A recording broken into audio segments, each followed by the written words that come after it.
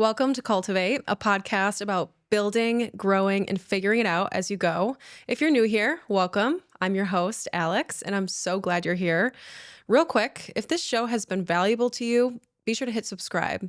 3 years in, your support is what keeps this going. It helps us land sponsors, and it tells me exactly what you want more of. So, 2 seconds, it means everything. Hit subscribe. Now, today's conversation is with someone who saw a broken system up close and decided to build something better. My guest today is Andrew Lunetta, founder and executive director of A Tiny Home for Good, a Syracuse-based nonprofit dedicated to building and managing dignified, affordable housing for individuals and families experiencing homelessness. Andrew spent nearly a decade working in local shelters before launching the organization in 2014, close enough to see exactly where things were falling short and driven enough to do something about it. In this episode, we talk about building a nonprofit from the ground up with a clear and urgent mission, what it actually takes to turn an idea into lasting real-world impact, and what stable housing means for dignity, opportunity, and community. All right, let's dive in.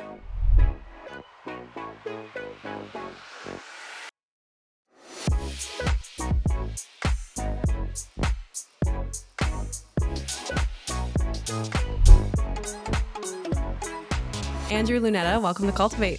Thanks, Alex. Happy to be here. I'm so excited to have you here today. The work that you're doing in the Central New York community is incredible. It's honestly unheard of. Not in the fact that nobody's heard of A Tiny Home for Good, because I certainly have for a while now, but it's really unique what you're doing. So how would you describe a Tiny Home for Good today? What does the organization actually do? You said it's unheard of. I don't think you're quite wrong, actually. I do think we could do a better job at being heard of. So I appreciate the opportunity to be out here sharing about what we do. It's how we grow, frankly. In a nutshell, Tiny Home for Good builds and manages tiny and also not so tiny homes for individuals and families facing homelessness. We provide that permanent housing and surround our tenants with case management in an effort to keep them permanently housed. And that's us in a nutshell. And I'm excited over this next hour to share a whole lot more about it all. Yeah, so you're not just addressing the actual homelessness issue. You're really approaching your work with a very holistic kind of perspective, because it's not just getting them into a home, right? It's how do we get them to stay there and change their lives? Yeah, I mean, that is the most common misconception, right? Like someone moves from the shelter and is all of a sudden signs a lease on a home and problem solved. That is so rarely the case. Like what is required for long time sustainability and stability for our tenants, for any individual or family that's coming out of the shelter system is a long-term care solution. And I don't want to say that's 100% lacking in our community besides A Tiny Home for Good, but that is so core to who we are that I couldn't talk about our work without talking about just how important that long-term care component is. So you're the founder. Yep. What inspired you to take on such a large issue like this? A lot of small happenstance things that culminated to me recognizing this had to happen. So for 8 years prior to starting A Tiny Home for Good in 2014, I worked at one of the local homeless men's shelters as a shelter aide there. Pretty standard, not standard, really important job, but simple in terms of check guys into beds, do laundry, do best to mitigate bad decisions. How did you find yourself in that line of work? I mean, I can go way back if that's I think helpful. I think it's interesting. Who are you, Andrew? My father was a Catholic priest here in Syracuse. My mom was the director of one of the women's homeless shelters here. My dad realized he made a big mistake becoming a priest. He really wanted a family. So he left the priesthood, and during that time was always pretty handy. Was shown to the homeless shelter that my mother was working at because they needed their electrical work done, and he just wanted to spend some time doing that, and they got to meet there, and that's how their relationship started in this shelter. And if I go back to when I was like a younger, 7, middle school, high school, like those the thrust of like their relationship wasn't evident in me until I was able to start like making my own decisions. And when I look back at what I do now, it would be impossible to take away that like their involvement in what I do today. So when I finished in high school, went to high school outside of Boston, um, I had every intention of going to college. I truly did. But I was just someone who could not make it work in school. I did really poorly on my SATs. I did really poorly in school. And ultimately, long story short, I did not get into any of the colleges that I had applied for. And didn't get into any colleges, period, and kind of was scratching my head over what to do, and ended up doing a year of service in the AmeriCorps program called City Year. It was stationed in an inner city school in Cleveland, Ohio, was a substitute teacher and mentor. And while that was an incredible year, I learned quickly I didn't want to be a teacher, but more importantly, I was connected to one of the homeless shelters that was right around the corner from the school. And I spent almost every single evening there. And while I was in City or while I was in AmeriCorps, I reapplied to schools, was accepted to Lemoyne, and came here and like knew that work at the shelter that I was doing in Cleveland was something I wanted to continue here. And my first day here, I connected with the Samaritan Center, which is a beautiful soup kitchen that is now located on State Street. It used to be in the old St. Paul's Episcopal Church basement, and started serving there, learned about all of the different service providers, and stumbled one day upon the Oxford Street Inn, which was this one of the homeless shelters in our community, and like just couldn't leave. Like I just couldn't leave. And I just saw men who were in really, really difficult situations. And that I could affect a little bit of change just by listening, just by sitting down and hearing their story day in, day out, providing some listening compassion, listening ear. And why we're sitting here today is because I was so connected to that place. And after 8 years of working there, and frankly, seeing the same guys cycle in and out of the shelter, like go from really, really difficult housing situations with untenable roommate situations to single room occupancies where they have to share a bathroom with 15 other people, all facing similar mental health and addiction challenges, all coming back to the shelter ultimately. I realized that like the real model that's needed to end housing instability for these men just did not quite exist yet.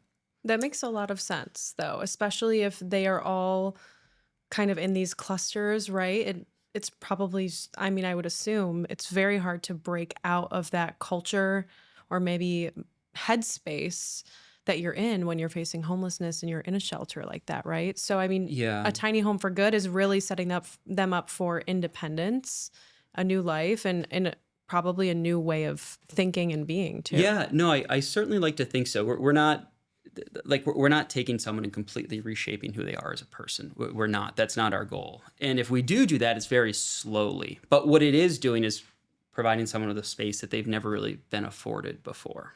Because frankly, what they could afford was, as I discussed, a single room occupancy in a really, really tough spot or untenable roommate situation. So it's just really, really providing something very different.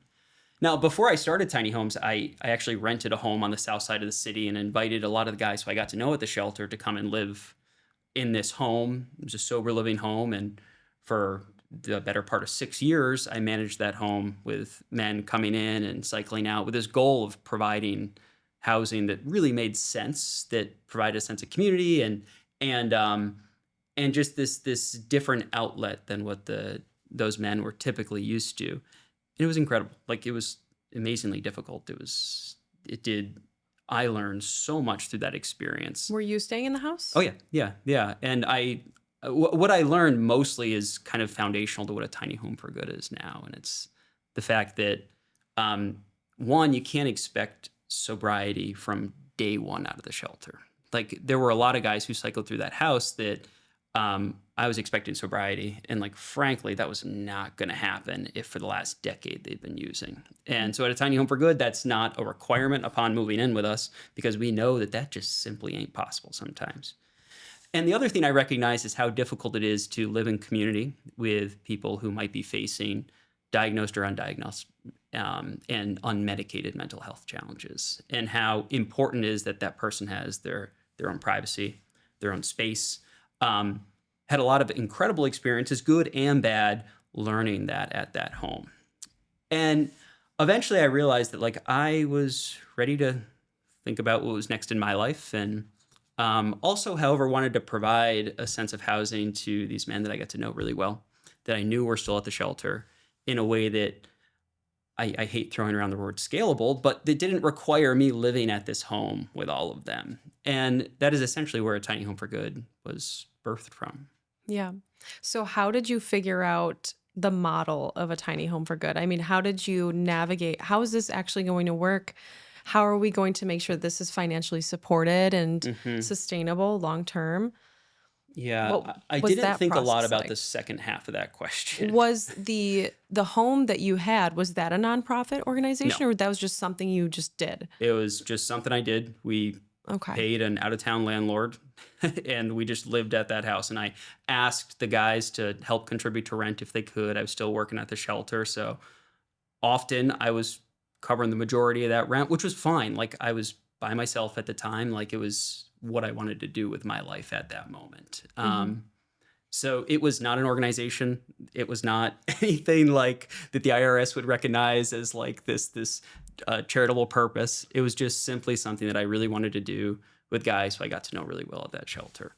Um, and then, like as time went on, I recognized that if I wanted to do this for real, like if I really wanted to provide this in a way that's sustainable, that could potentially exist in a world without me, that would provide a service to a whole lot more than just those 5 guys who lived with me from time to time, we would have to put something in writing, right? Mhm. And that's where a tiny home for good came from. And your question about like where the financial stability and all that, um, that really didn't even cross my mind, frankly. I just knew in discussion with every single guy who came back to the shelter after failing at a housing opportunity, what they lacked was something that I wanted to provide at a tiny home for good, and that was affordable housing that was dignified. Um, with support systems afterwards. Yeah, so you knew that there was a need, Straight up. right? But Yep. you were like, there's a need, there's something here, it needs to happen. Yep. I'm going to figure out the rest. I'm gonna figure out the rest. Yeah, and I did do my homework, right? So I went to a bunch of the other really important service providers in our community and discussed the idea of building these small homes on vacant city lots and asked like, what do y'all think? And it was a resounding, it's got to happen, but simultaneously a resounding like we don't have the capital to build new houses. We also don't want to take on the risk of managing and being the landlord long term. And I understand that because doing that now, it's expensive and it's risky to do these things. But that at the time, I was like, come on, like there's someone's got to do this, and that's where like after a good 6 months of these conversations, I just realized, okay, like it's got to be something new. And Okay. I didn't want to necessarily start a brand new not for profit in a community that has a lot of them, but I recognized that that was the necessary model for doing what we were trying to do. Yeah. I'm curious about the vacant lots in the Mm. city. Are people protective over these vacant lots or are they just kind of like, yeah, it's got to be used for something? I mean, I'm just thinking of like what's going on with 81 right now and us like losing parking space, things like that. What are Hmm. some of the obstacles that you've been butting up against most recently with a tiny home for good? Most recently, it's very different from the obstacles that we faced way back at the beginning. So back at the beginning, we faced very significant, not in my backyard, NIMBYism issues.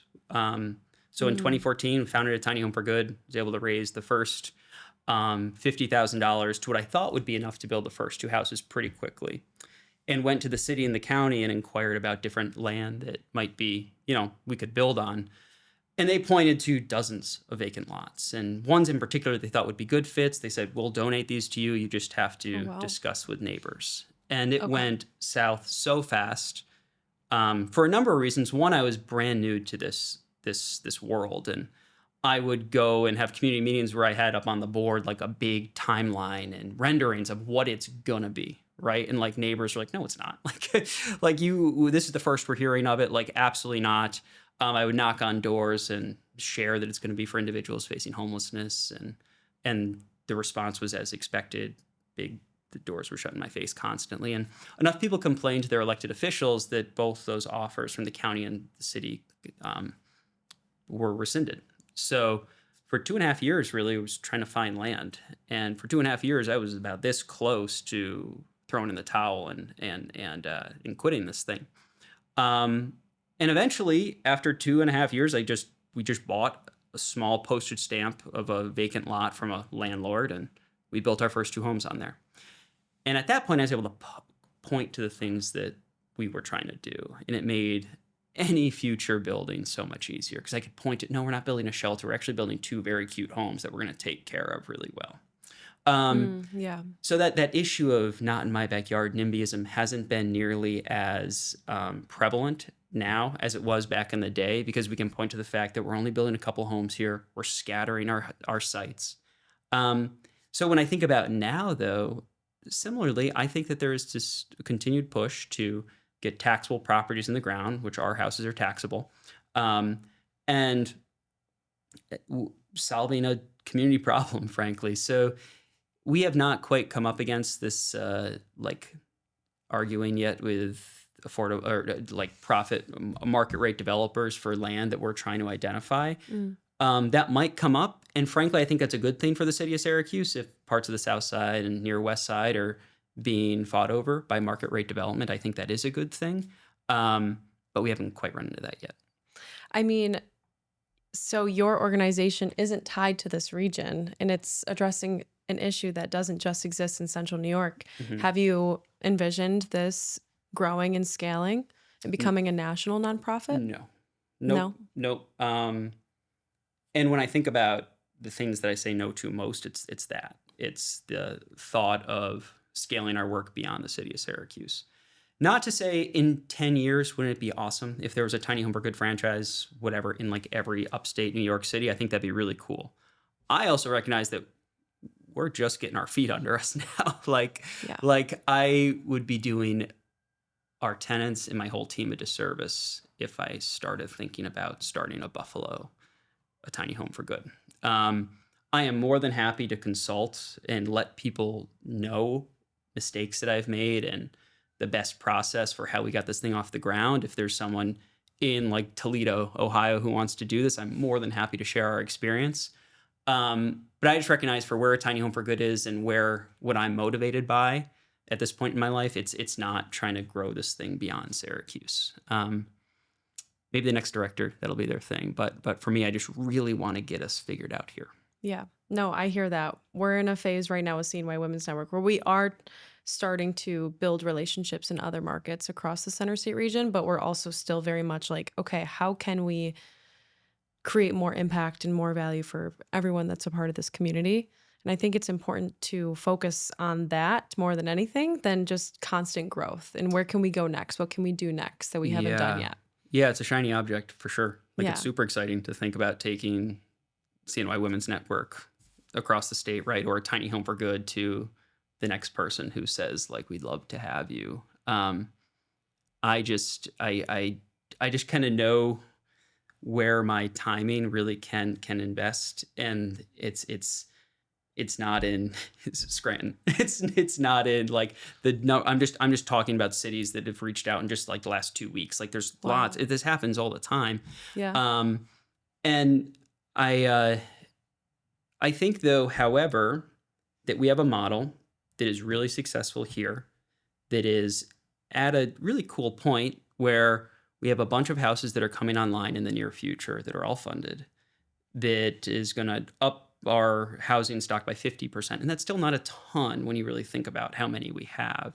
But it is enough that it's like, okay, there really is something here. Let's put our finger on it and be able to share this with other places. So guess what? Maybe they could do it in Rochester. Maybe an organization in Rochester does look at our model and says, you know what? We love that. We'd like to do it. And look, that's a win for me too, even if it doesn't have a Tiny Home for Good's name on it. Yeah, absolutely. Because you know that what you've created and what you've done has, inspired and is going to be creating a bigger impact, whether it's someone else just completely copying and reinventing your model. It doesn't matter. I mean, it clearly sounds like your purpose in life is to address this big issue.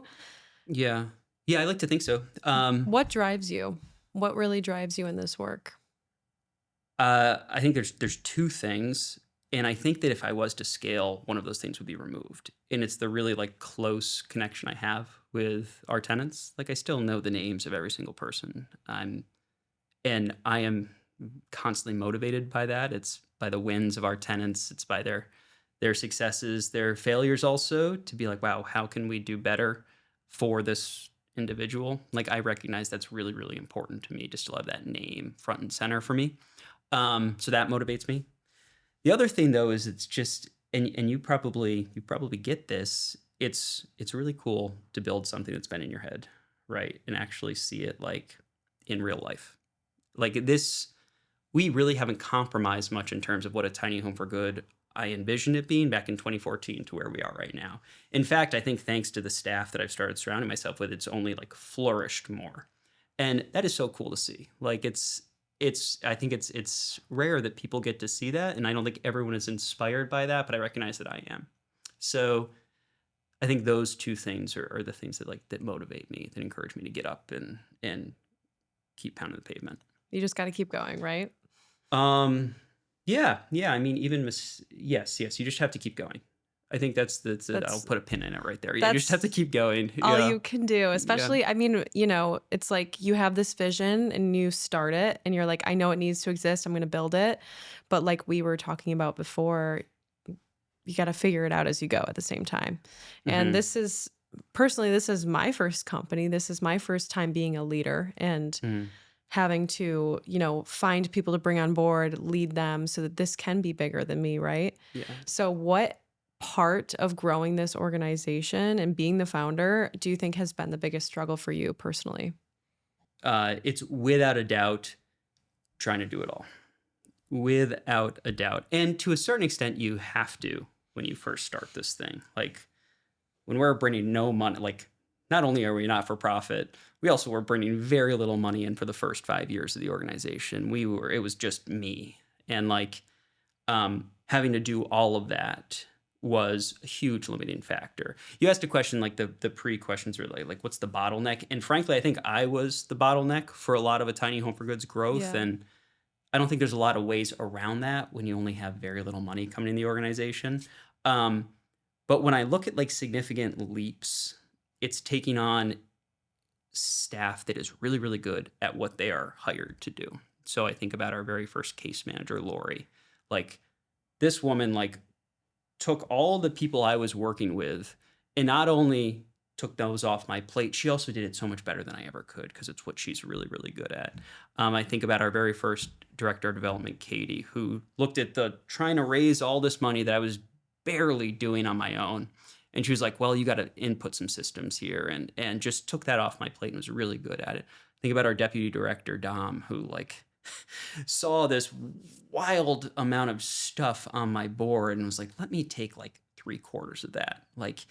And I I was never like hesitant to offload that. I really wasn't. But the process to get a brand new organization, not for profit organization, to there is long and arduous and fraught with problems and mistakes and shiny objects and all these Hmm. distractions.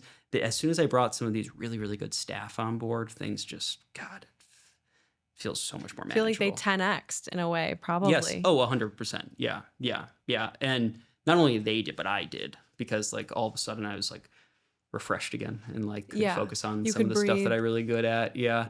Yeah. And then was able to take some days to like go and chop down a tree that needed to get chopped down at one of our properties. Like I never would have had the time to do that or been able to stay motivated if I had to also be focusing on these dozens of other things that my staff's doing now. And none of this is rocket science. Obviously it isn't, but you asked what's like been the hardest thing and getting that transition from just me to where we are now, that particularly around the staffing thing has been the hardest.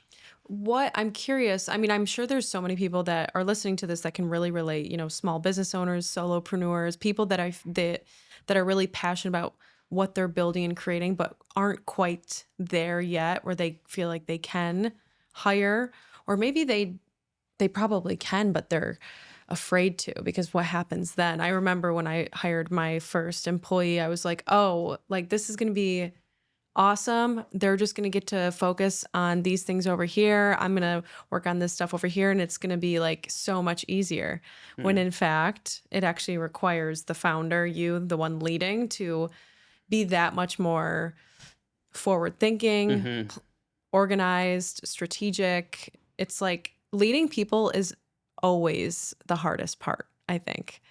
But what happened in between you doing all the work day in, day out, doing a Hmm. million things to actually being like, all right, it's time. I need a case manager. Yeah, well, here's the thing. I made a huge mistake with my first hire. Our first hire was someone to help me with the construction. It was a young man right out of ESF, really, really good carpenter. He could build anything, really good craftsman. And I was like, you know what? I'm spending so much of my time like on the job site with my tool belt on. Like maybe if I had someone else who was doing that instead. So like, okay, all right. So we hired him, and nothing got easier. Like nothing got easier. Um, in reality, I should have hired the person who is most core to our work, which is our case manager. That should have been the very first hire at a tiny home for good besides myself.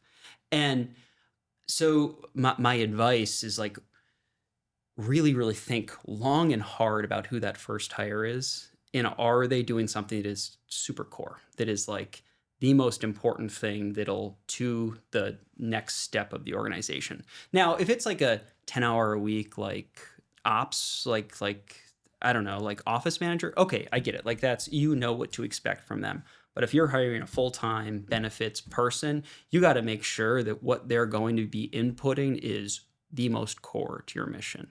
And that was a big mistake that I made initially. Like that wasn't our first hire. And I was just more burned out trying to manage this young guy on how to run a construction site while all this other stuff was still going on in the past. So my advice would be like, if you're taking on that first full-time employee, make sure that they're doing the core of your mission. And then when I think about like just managing my team now, I like to think that I look at one, like what they're really, really good at and what they're hired to do. So that starts with the job description. And I actually, just the other day, we were thinking about a marketing manager position, 20-hour week marketing manager position to fill a role that a staff member just left. And I was talking to Dominic, and I was like, yeah, wouldn't it be awesome if this person did this, this, this, and this? He was like, dude, she's only going to be here 20 hours a week. And like, that was really important for me to be like, okay, from the jump, we have to make these expectations super clear. So my hope now is that, and what I feel like we've been doing a good job on, is making sure that the expectations for our case managers, for our senior case managers, for our development manager is quite clear from the jump. I think that helps everything go a little bit smoother down the line.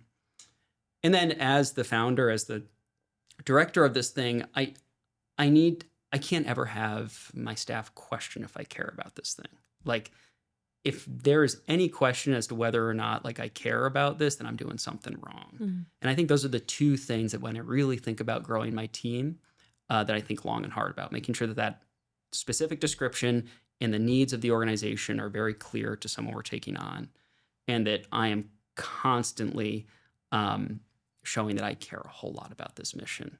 And I don't know, I really haven't. I've almost had the privilege of not having to have a lot of jobs where I've seen bosses that have worked in one way or another, but talking to my wife and a couple other people about like unfortunate bosses that they've had, they've kind of checked out, and they've just kind of been just sort of there. Yeah. And I never want to be that. I absolutely never ever want to be that. Yeah, I think that the trap leaders and founders could potentially get themselves in when they are finally, scaling and growing their team is like, oh, finally I can breathe. And it's good to breathe. Okay. Make sure you're breathing. Mhm. But, oh, I can start to take my foot off the gas a little bit and like relax and kind of just like, if there's anything I've realized, the building a business, especially if you are hiring people that aren't really on your payroll, but they're contractors, or you're kind of partnering with other Mhm. people, it's that no one's ever going to care Yeah. about your business like you do. Yep. And you need to absolutely be your own best advocate for your business. Make sure your needs are being met. And it's not a matter of like telling people what to do. It's simply showing up and caring a lot Mhm. and making sure people know that you're present, you're in this, you're in it for the long run, and it'll just kind of create this culture of them also being as dedicated as you. Yeah. Not as dedicated, but very I dedicated. think I kind of just nodded, like, as you were talking, and agreed with something I don't think I quite agree with. I do think that you can have staff that cares about the mission just as much as you. I don't think you're ever going to necessarily have the staff that is going to work as hard though. And I don't mean that in the sense of like putting in super long hours or anything like that, but there is this like thing if you founded something that's always going to kind of be there. And I think it's incumbent on us to not only share that, but also try and like divorce ourselves from that a little bit and give our staff the ability to make some really, really instrumental decisions in the growth of an organization, the growth of a company. And you don't do that like with your very first hire after like 2 minutes. That's for Yeah. damn sure. But I think the ability to do that marks a really, really good leader and one that you want to work for and one that you're inspired by and one that, and do I do that every day? I highly doubt it, like, but it's something that I try to aspire to do. For me personally, it's important that I'm working with people that I feel safe with. Yeah. That's almost a requisite. Like that you feel safe with your employees. I don't mean like actually like safe, like they're gonna like scare you or anything like that, but like that you can trust them, Yeah. trust them to do things. And yeah, and that you want to go to bat for them. Something I recognize. I want to make sure that everyone who I hire is someone who, if they come to me and say, Andrew, I'm not sure, I'm looking at other opportunities, I want to fight for them to stay. And that happens over time. That absolutely happens over time. And I haven't always done right by that. Like I haven't always hired in the right ways and I'm learning, but my goal is to always have staff that I can be like, yes, I'm going to fight for you to stay. And I'm happy with where we are right now. Good. Yeah. No, I feel like you guys, I mean, I think you guys are doing an incredible job from the marketing and PR lens. Mhm. I think it seems like you're always somewhere speaking, talking to people out in the community, making sure people are aware of what's happening. Yeah. Where do you guys think you could use the most help in the organization from the community? I mean, of course, I mean, you said it. The more we can get our model out there, the more we can share about just how unique what we do is. I think the more connection, more resources are going to be turned our way. And when I really think about just how unique it is, like it's I don't want to say that there's not other people or organizations providing really solid services for individuals and families facing homelessness, because there are, and we're partners with some of them. But this model of both owning the property, so being the landlord, and also providing the case management is one that is not quite as prevalent, and one that I think is absolutely essential. So our ability to share about that is really what's going to take us to the next level. And I've seen that happening. And just, you mentioned like our social media has been really good and our marketing and it has been. And guess what? That's also translated to 23 units that are going to be happening in the next year and a half that are already funded. Like those things go hand in hand. And well, sometimes I'm loath to admit that it does go hand in hand. Yes. Yeah. It's crazy to be running something and also realizing, oh crap, I have to be a full-time marketing person as well. It's Well, just constant work. I'm But profoundly thankful to not have to also be that full-time marketer, to have a staff that is really, really good at that. Yeah. Because if it was just up to me, no one would know what we were doing other than just like our tenants, frankly, because I've just never been really, really good at tooting our own horn. So I'm glad that I have a team that's good at it and can get me in front of people to really share about what we do. So you guys have 23 units on the On the horizon. horizon. Yep. Who's involved? Who's supporting a tiny home for good right now? Any organizations that we might have heard of? Oh yeah. Oh, I'm sure all of them, frankly. And the beautiful thing about our work is that there's not one company, there's not one public entity, there's not one grantor that's making all these things happen. It's from our county, it's from our state, it's from our city, it's from some of our corporate partnerships who are being responsible for bringing some of these units online. Um, and it's cool to be in a place though where like we have these 23 units that are scattered across 5 different sites that are already funded thanks to these relationships that we've built over this last 10 years, frankly. And I'd like to share a little bit about what those partnerships are, and because Yeah. I have been super intentional at a tiny home for good of not doing events, of Mhm. like not having a gala or really even anything that's kind of typical to the not-for-profit fundraising strategy. Some of them are wildly effective because they've been happening for 40 years and they've got their foot in the door of how they do these things really well. It just made me tired just thinking about us starting something like that. Yeah. So when I was expressing this kind of concern to Dom was just like, we need to think about what's really beneficial to those galas, which is the sponsorship dollars and the forming partnerships with corporations, and how do we do that in our own way? And out of that came the corporate partnership program, which invites companies to come and one, volunteer their time with us and also volunteer their resources with us. But most importantly, I think it puts a face to our work. So it encourages places like American Credit Union or Hainer Hoyt to come out and volunteer, spend time with us, meet our staff, potentially meet our tenants. And then also the cool thing is we get to actually handshake the owners of those companies and thank them in a way that if they just sent us money and a little PDF of their logo to go on a t-shirt, we never would have. Yeah. So, and when I look at our next units coming online, so much of it is thanks to those partnerships that we formed over these last few years. Yeah. No, the corporate partnership program sounds really interesting. I heard Dominic talking about it recently, and I'm like, I want to talk to you about this because we do so many events, and because of all the events that we're pumping out, I personally am like, how can we create more of a relationship with the people that are sponsoring our events? It needs to be so much more than, like you said, sending the logo over and being like, all right, see you later. There needs to be more face to face, and me personally meeting with people in person as well. But I've had no experience working in the nonprofit or fundraising space prior to starting this. And so I recently have been diving into fundraising, sales, just education around that, because the last thing I would want to do is work with a partner in a transactional way.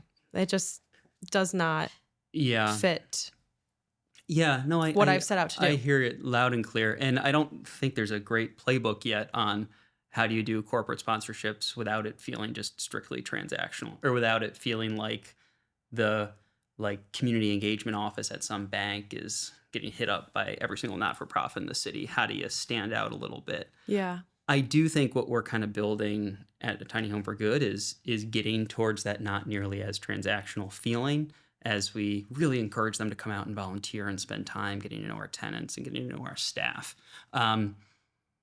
Is it like this thing that we have like intellectual property rights on? Absolutely not. But we are certainly better making it, getting this program much better established this year.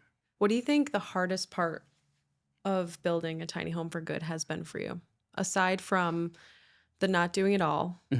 Is there something that you had no knowledge around that you had to completely learn on your own? Yeah, I didn't know how to build a house.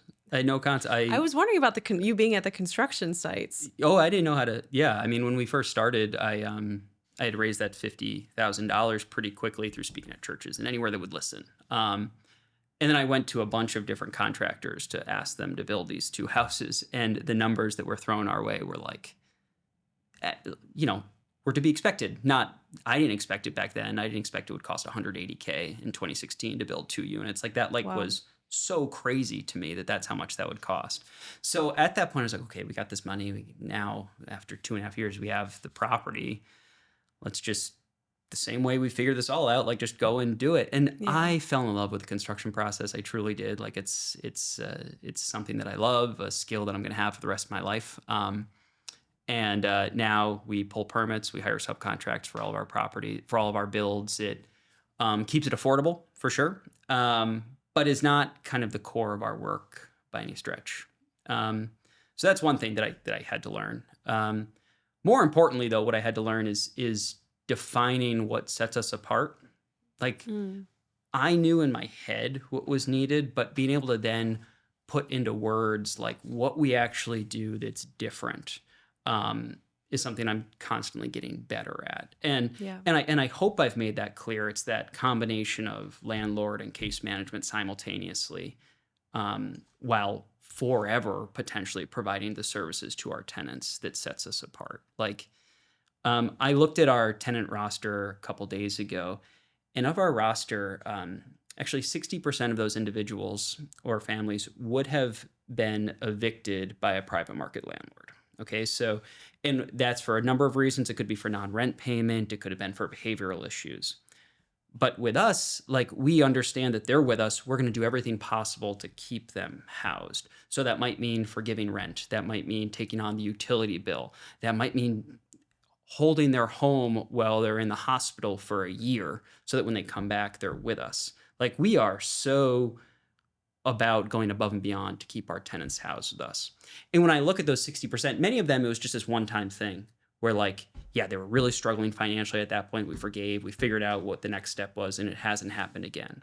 There's, of course, been some cases where it's an ongoing struggle, but it just speaks to the fact that what's needed is a landlord, is a not-for-profit that is very patient and that is, like, in it not to make the money, but is in it to care for the person who's there.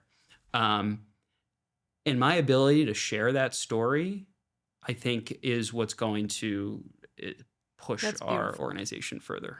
No, it really speaks to compassion, Yeah. kindness, understanding, which I feel like our world is really lacking right now, especially the business world. Mm. And that's why it is so important for this community to support your mission, I think, Mm. because it kind of just like, it's such a huge, symbol of like what life is about and truly what it means to be in community, to love thy neighbor. Mm. Yeah. What would you say are like your values? If you were to list off like 3 of your values, Oh, what would great. those be? We go through this every Monday morning with our team. Creativity, um, compassion, and consistency. Those 3. Then Those we are really good values. Yeah, yeah. No, they are incredible. Like, you look at every single one of those. If we lacked any one of those, the tiny home for good wouldn't exist. It simply wouldn't. Yeah. Like, it's a kind of creative solution Yep. to a problem that's historically been difficult to solve. Um, if we aren't consistent with our tenants day in and day out, like if we uh, aren't checking in all the time, if we aren't, like, really being on top of taking care, if we're not committing to being with them for the rest of their lives with us, then it's going to fail. And all of that is wrapped up in just compassion. And I know that word gets thrown around a lot. It truly does, but I don't think a tiny home for good would exist if that wasn't core to who we are. Hmm. Tell me a little bit more about these sites that are being scattered Mm-hmm. throughout. Yep, Or you said everything is staying in Syracuse. that's true. Yep. What is there a logistical reason for that? My head is going to transportation Mhm. for these individuals. Yeah, no, it's a good question. It is not logistical. In fact, it's the opposite of logistical. So if you thought about what would be the easiest way to put 23 units online, it'd be to take a building, cut it up into 23 units, and welcome people into it. That is, however, how we've historically done ultra affordable housing. We have found the skyline. We have found places where you can get a bunch of units into one place and for very economically house people there. It doesn't work, though. It doesn't work. We've learned over and over that it doesn't work. Um, Whereas what we're looking at is, how do you permanently house someone? And the truth is, it's not in one location. It's spreading this out. It's ensuring that, one, the tenants aren't going to be surrounded by other people facing very similar mental Yeah. health and substance use disorders. But of equal import, it's not congregating all the problems in one location. We can now go into neighborhoods and say, guess what? We're going to be building tiny homes here. And no, there might only be 6, as opposed to other shelters, or as opposed to other congregate care places where, like, guess what? There's going to be like 25 here. That is so much harder to manage. That is so much harder to work into neighborhoods to not only get acceptance, but also, like, be zoned appropriately and everything. So when I think about how do we best serve the individuals in our homes, it's the scattered model through and through. And for as long as I'm director, that's how we're going to build. Like, I would be really hard pressed to look at a property that has, 15 plus units and say, yeah, we're going to take that and do the same exact thing we've done. It just Yeah. wouldn't work. No, that makes complete sense. Although it would be more affordable, It would be more affordable. It would be logistically easier for our case managers and maintenance staff. but it wouldn't work. It wouldn't It work. wouldn't actually It solve the wouldn't. It wouldn't problem work. you're trying to Exactly right. solve. Yep. Yep. Yes. That's exactly right. It would probably cost half the money, but it wouldn't work. I mean, what you're doing here is not easy. And it seems like it is, you're probably one of the most selfless people I've ever met because Oh, I can't imagine there's so much in it for you. I can tell you're truly like filled up by this work, but there's just not a lot of people out there that would be willing to do what you do. yeah, you might be right, but I hear that, and you're right. There might not be a lot of people who would do exactly what I'm doing, but there's nothing else I'd rather be doing, right? Like this is not a. Yeah, It's I can tell. yeah, yeah. It's not a burden to get to run this incredible not-for-profit, to get to work with an incredible team and provide permanent solutions. Like it's not a burden. It's hard, but it's by no means a burden. So I wouldn't give it up for anything at all. I love it Yeah. so much. Um, I do remember what I was going to ask you Great. before, and then I have some closing questions for you. So you had mentioned that every week in your meeting, you guys go through your values. Mhm. I'm just curious, as a leader, how are you running your week? What does your week look like with your team? Yep. And I'm also just curious, where do you put your energy and your focus throughout the week too? How are you spending your time, Andrew? Yeah. So Monday mornings are really important. They're really, really important for me, for our whole staff. Because I like to think it kind of sets the tone. So we meet as a whole staff, which right now is in a like there's 9 of us who are come to these morning meetings. Then we have some other part-timers who don't attend the Monday meetings. But they're really good because we have the Monday meeting. We go through our values, our mission statement quickly, have a corny icebreaker question to just get people laughing, setting You the love a tone. corny icebreaker. Who doesn't love it? I mean, I'm I sure need there's to a know lot of what people your who doesn't. icebreakers are. So I'm going to steal every them. single week, what was it? What was it this week? This week it was like, what's your favorite sound? What's your favorite Oh sound? my God, I love and that. then the person who picks it for the next week. I can't believe I'm That's wasting awesome. airtime talking about this, but frankly, No, this is fun. I'm Yeah. sure people will love this. What's your favorite sound? I Right. love that. And then it rolls into all the different, we'll talk about tenant issues. So our case managers all meet and we discuss anything happen over the weekend. Like, is there anything that we all need to kind of be aware of?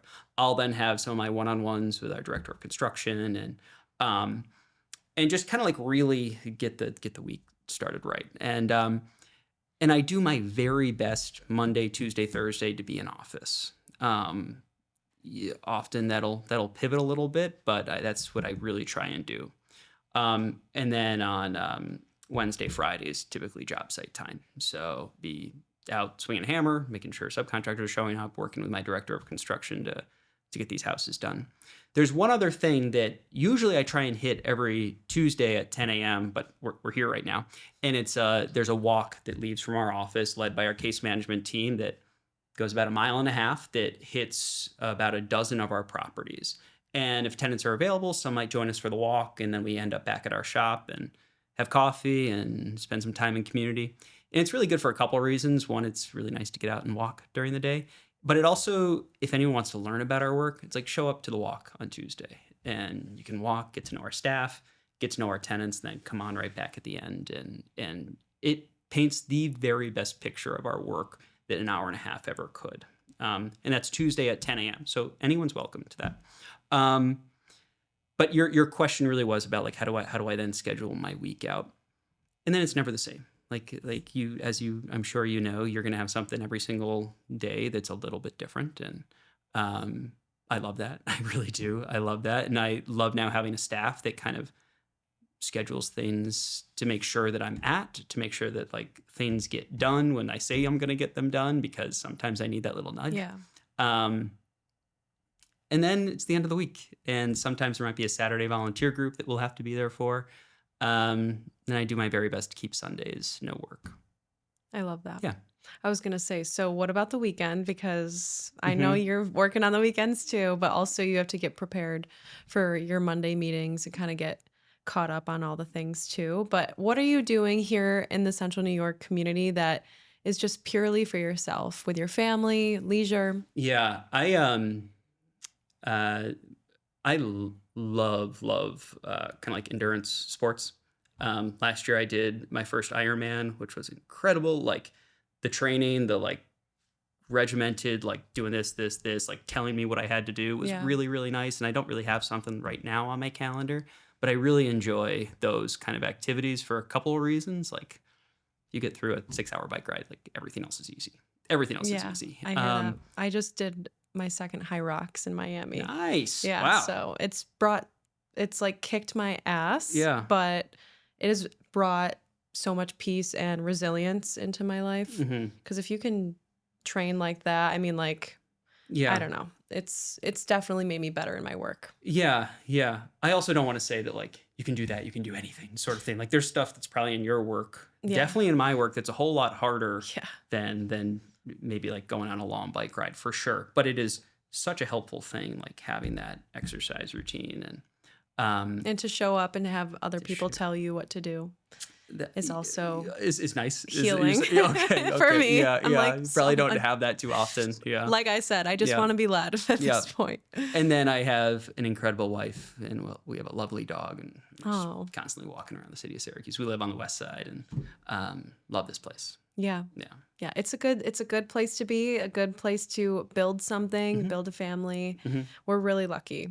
And honestly, Central New York is super lucky to have a tiny home for good. I mean, I have Think no so. doubt that this organization is going to create so many waves in our community. Hmm. And I mean, I think Central New York in general is lucky for all of the nonprofits that exist here. Like you said, there are so many, but one thing that's really special about this region is how many caring people there are here and Mm. people that truly care about seeing our community change for the better. Yeah. I I hope I didn't come across as I thought that's a bad thing. We're I blessed. think it's a really special thing Yeah. that we recognize that there's a very significant segment of our population that the market is not going to help. Yeah. Simply is not going to help. And guess what? Who fills in then? And that's the not-for-profit sector. And frankly, the market is never going to support our tenants in a way that they have to be supported. That's why a tiny home for good exists. And if the market did support them, I would be happy to close up shop and point our tenants to places they could rent for $250 a month that gave them really safe housing with the supports they need. But the market's never going to provide that. So that's why we exist, and that's why the Samaritan Center exists. That's why Catholic Charities and the Rescue Mission exist, and it has to happen. It frankly, they those we're as you said blessed that those exist here in our community. We're blessed, but you're right, it's vital work that Yep. absolutely has to Hmm. exist here. If someone wanted to start solving a problem in their own city like you have, where do you think they should begin? Core to it. So when I think about like why I started this, it's because I spent 8 years working at one of the shelters and like got to know really intimately the men who struggled there. Um, so if you have a cause that you care a lot about before starting a not for profit to solve it, I would get super involved in it in some way. Like really involved in it in some way. Like really get to the bottom of like, will this idea in the back of my head solve the problem that I'm trying to fix? Um, and you do that by like diving in. And for me, that was working at the shelter. For me, that was living in that home for 5 years with these guys. Like I would be You really did your market I research. did my market. Sure, I've never looked at it that way, but yes, I suppose I did do my market research. So I would encourage people to do their market research in whatever way that really means for the particular cause you're most interested in. And I don't think that's a 3 month market research. No. I think that's a long commitment. And if you're going to start a not for profit, like that's a commitment too. So the research ahead of time should be just as thorough. Yeah. What's the honest truth about trying to build solutions in a system or market like this? Like we were just talking about. Mm-hmm. Well, I couldn't have done it alone. I mean, I think that's um, maybe again not an uncommon thing to say, but abundantly clear. Like, if it was just up to me, maybe we'd have 2 houses done, and I'd still be running around like a chicken with a head cut off trying to do everything. So, Mm. this could not have happened just Andrew. And even 5 years in with a couple more houses, we still wouldn't be any farther if I didn't get the right staff on my team. So, um, I think that is something that is abundantly clear to me that it could not have happened without if it was just up to me. Yeah. Yeah. It's like, just remember that you probably can do a lot on your own, but you shouldn't be doing this on your own. But you shouldn't be. Yeah. You're doing everyone a disservice if you are. Yeah. Yeah. Yeah. Because there's people who can do stuff a whole lot better than I can. And my hope is that I'm starting to get those people on my team. I love that. Amen. Yeah. Andrew, this has been an absolute pleasure. I'm Likewise. super pumped to see these 23 units Mm. come to life. Mhm. I know you're not into events, but someone should be throwing you a celebratory launch event, something like that. I would definitely attend. Got it. And I love that you're hosting the walks. I honestly really wish I was available Tuesdays at 10, but like you You said, got this. that's when I Yeah. record. Yeah. That sounds like a great thing to get out and do. So Yeah. I might share that opportunity with our Please do. community. Yeah. Yeah. So We do actually have a celebratory event on June 5th. It's our 10-year anniversary and actually our 10 years of providing housing. So lovely. it's just going to be a nice little intimate thing for some of our long-term donors to thank them and share about where we see our organization going. But That's yeah, it's great. hard to imagine that we've been around for 10 years, but we haven't. Yeah, It's really you cool. guys, hey, nobody, what is it? Like, nobody sees the 10 years. They just see the overnight success, right? But you guys Yeah, are, it you takes guys 10 have, years to become an overnight success or something like that. Yeah, Yes. we're not going to be an overnight success. And that's, I think, core to our model, frankly, Yeah. because success for our tenants is long-term. It's not overnight ever. absolutely. I love that. Well, Andrew, thank you for the work that you're doing for Central New York. And thank you so much for your time today. Right on. Thanks, Alex. All right, guys, that's it for this week's episode. Thank you so much for tuning in to Cultivate CNY. If you enjoyed this conversation, I'd love it if you left us a quick review and made sure you're subscribed so you never miss an episode. And if something in today's discussion resonated with you, please share it, whether it's on social media or directly with a friend. You never know how hearing this conversation might be exactly what someone needs right now. And I love to hear your feedback. I love to hear your thoughts. So please be sure to tag us on social media if you do share there.